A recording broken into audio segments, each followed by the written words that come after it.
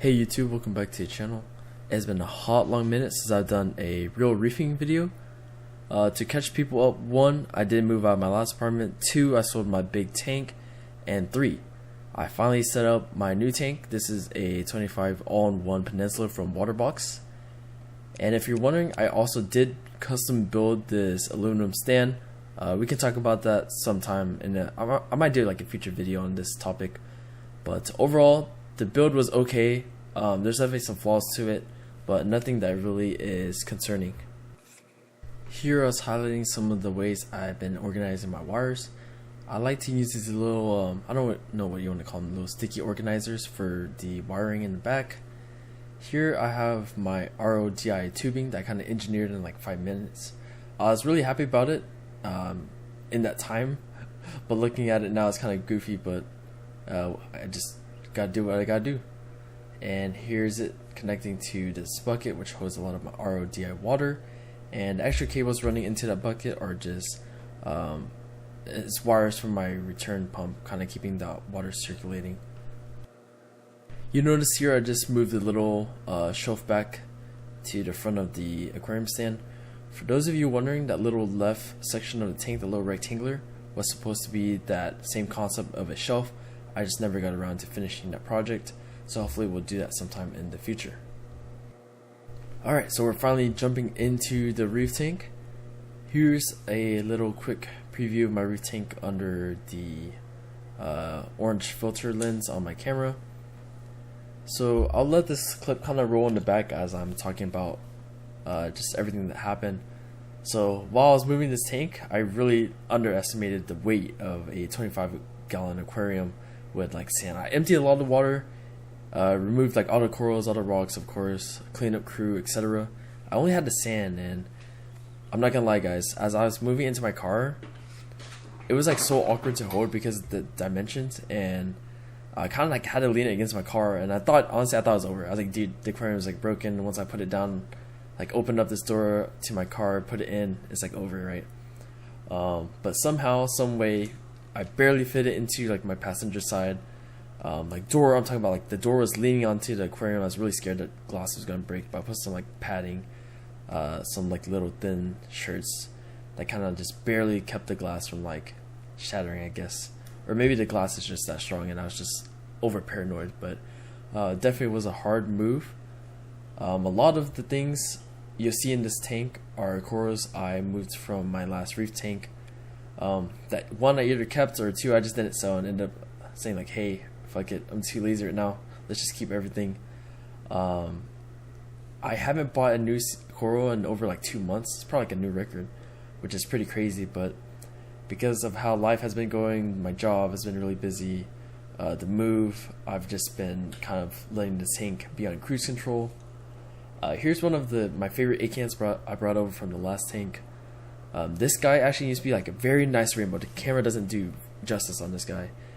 It colored up really well under like AI prime in my sump, but after the move it kind of like dulled out into like a red. But given some time, I have no worries about that guy coloring back up again. Here's a front view of the tank. Overall, very happy with the rockscape. The front looks very awkward because I don't have a lot of stuff like filled in, but hopefully you'll see the vision once corals start filling this boy in.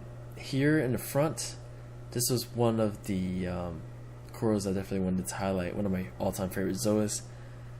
This is the white zombie. It's like a red zoa with little splatter patterns, like a blue and white. Overall, I'd definitely say this is one of the best zoas and everybody should get it. It's definitely like an S+ tier in my zoa book. You can see here I have a lot of Aptasia, and they're getting pretty chunky too. My Nudibranch plug is out of stock right now. But speaking of stock, this is one of the hammers I had, little baby hammers. The weird thing about this guy was he really didn't have like a skeleton structure, so I glued him onto a plug, and he's been kind of encrusting and even butted a little head, so I guess that's a good sign. Here's some other corals I kept from my last tank, little hammers, AOIs. I think I just have a thing for blue zoas, if I'm being honest. Here in the back you can see my big mama jawbreaker. I've had her for about 2 years. She's definitely spit out a lot of babies over the years.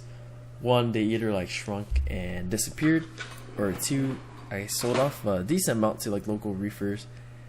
Here she spit out a pretty nice cluster, and all the little babies are gaining size, so that's pretty good. They don't have too much color to them right now, but as they grow older, they definitely gain some color. So here in the back, I brought over my Duncan colony. I was really hoping my clownfish would like hosting it, but no progress so far. My black clownfish actually loves hosting in that other chaos, as you can kind of see her chilling on that bottom right side of the screen. Two of the quote-unquote high-end zoas I brought over from my last reef tank were my Mindtrix and my Exospheres. These guys grew very good for me. I had no problems growing them. They didn't melt or anything, so I definitely wanted to bring them over. The GMKs I really did end up selling, and honestly I just didn't have good luck growing GMKs, but I think most people say they grow very, very slow. Here towards the top of the rock, it's kind of awkward, looks very empty, but I had these little stragglers, little SPS frags I kept, or just didn't sell.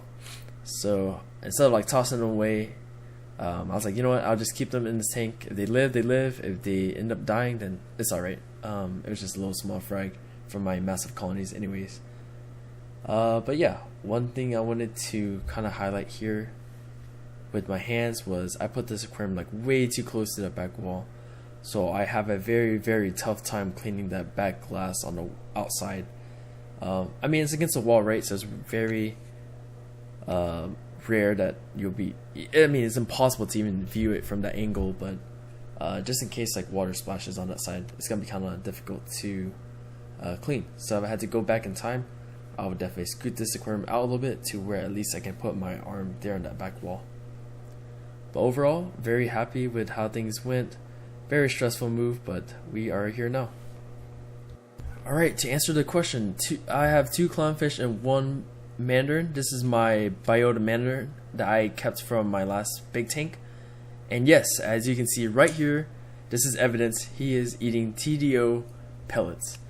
The crazy thing was, during those 2 years I had him in my last aquarium, my big reefer, I never took the time out to personally feed this guy, because I do remember like a certain time when he was still a small baby, I did try to feed him some pellets. He didn't take it.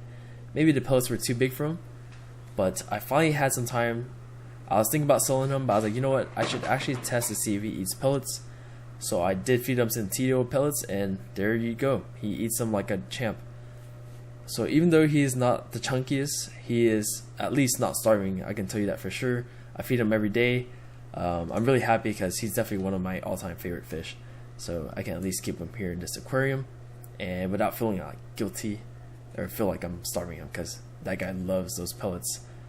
So what I do is I feed him here on this little back rock. I do notice him, like, you'll notice with mandarins, they like to kind of chill in this one area. So for this tank, he loves this like little back wall near this little rock.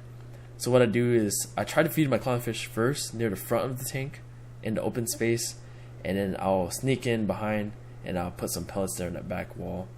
So here I'm showing with my hands right here. This is kind of where I try to at least feed my clownfish around this area.